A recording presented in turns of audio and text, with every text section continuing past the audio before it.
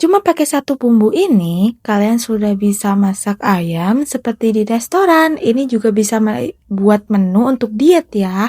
Sebelum ke cara pembuatannya, kalian wajib subscribe, like, komen, dan share video aku. Pertama-tama, di sini aku siapkan ayam, lalu aku bumbui dengan bumbu instan. Aku beli di online shop ya. Setelah itu, dilumuri bolak-balik. Setelah itu, aku marinasi sekitar 10 sampai 20 menit. Lalu di sini aku grill ayam dengan ditambahkan margarin. Grill sampai matang. Lalu di sini aku sajikan dengan telur rebus untuk menambah protein dan sayuran serta nasi putih. Di sini biar cantik aku tambahkan parsley kering.